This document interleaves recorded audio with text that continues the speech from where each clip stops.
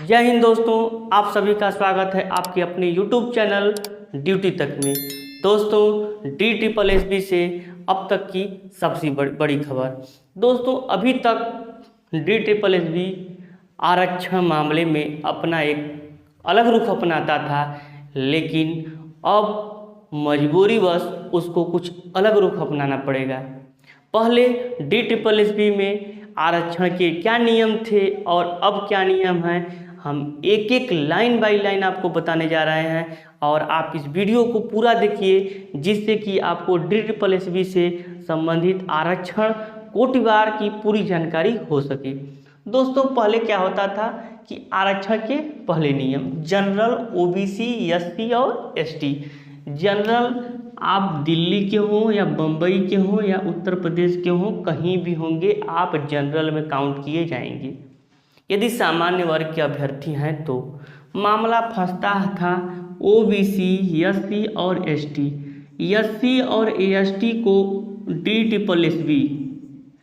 DSSB अपना आरक्षण तो देती थी। इनको जो आरक्षण के लाभ यूपी में जितने परसेंट मिलते थे, DSSB भी उतना लाभ देती थी, लेकिन OBC को वह नहीं देती थी। अगर कोई उत्तर प्रदेश का OBC का छात्र था, यदि उसने DSSB में फॉर्म भरा तो उसकी काउंटिंग जनरल में होती थी, OBC में नहीं होती थी। उसके सर्टिफिकेट को अमान्य कर दिया जाता था। जो दिल्ली का निवासी था और वह OBC था, केवल उनकी ही काउंटिंग OBC में थी। दिल्ली को छोड़ करके और कहीं के OBC की काउंटिंग OBC में नहीं होती थी। मामला तब थोड़ा सा बदल गया जब एक नया मोड़ आया DSSB में। 2021 में एक जो है कि MCD में विशेष शिक्षक के लिए आवेदन मांगे गए। आवेदन बहुत बड़ी संख्या में किए गए और उसमें से एक तन्या अंसारी नाम की लड़की ने भी आवेदन किया।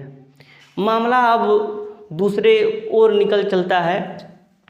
जनवरी 2022 में DSSB MCD ने परिणाम को घोषित कर दिया और तान्या अंसारी पास भी हो गई, लेकिन उन्होंने अपना OBC में कैटेगरी चूज किया था।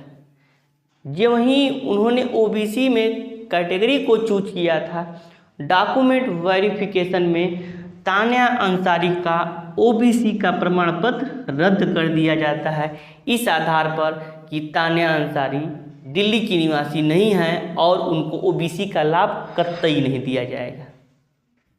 जबकि तान्या अंसारी का नाम लिस्ट में था, लेकिन केवल OBC प्रमाण पत्र के चलते उनके चयन को निरस्त कर दिया गया।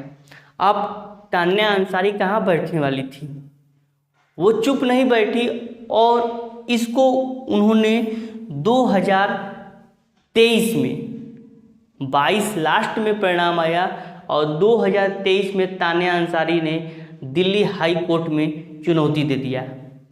दिल्ली हाई कोर्ट ने जो है तान्या अंसारी के पक्ष में फैसला दिया और DSSB को निर्देश दिया कि तान्या अंसारी को भी OBC आरक्षण का लाभ मिलना चाहिए।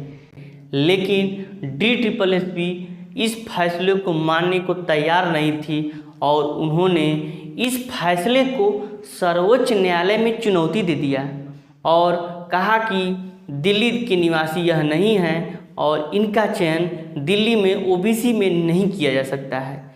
जिस पर जस्टिस गवई और जस्टिस विश्वनाथन की बेंच, माननीय सुप्रीम कोर्ट की यह बेंच ने अपना एक बहुत बड़ा डिसीजन दिया और उन्होंने दिल्ली हाई कोर्ट के फैसले पर रोक से इनकार कर दिया और DSSB को यह नोटिस दिया और उन्होंने कहा कि तान्या अंसारी को आप दिल्ली में OBC वर्ग में चयनित करेंगे और हाई कोर्ट के फैसले को ज्यों का त्यों रखा।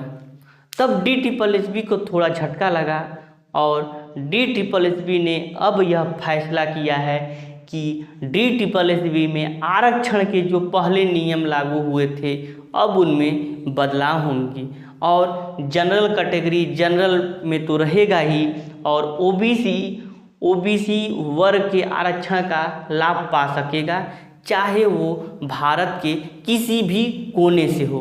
अब दिल्ली का निवासी होना उसके लिए कोई मायने नहीं है और SC/ST को तो पहले से लाभ होता था।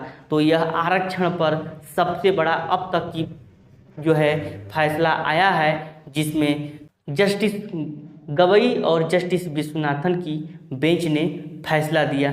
हम आपको स्क्रीन पर वो इमेज भी लगा देते हैं जिसको आप स्वयं पढ़ लीजिएगा और खुद देख लीजिएगा कि जस्टिस गवई और जस्टिस विश्वनाथन जी ने क्या फैसला दिया है। यदि हमारी जानकारी अच्छी लगे तो हमारे चैनल को सब्सक्राइब कर दीजिए तथा हमारी इस वीडियो को बहुत से लोगों तक शेयर कर दीजिए, जिससे यह फैसले की जानकारी सभी तक हो और सभी लोग ओबीसी के जो छात्र हैं वो अपना आरक्षण का लाभ सुनिश्चित कर सकें। जय हिंद, जय भारत।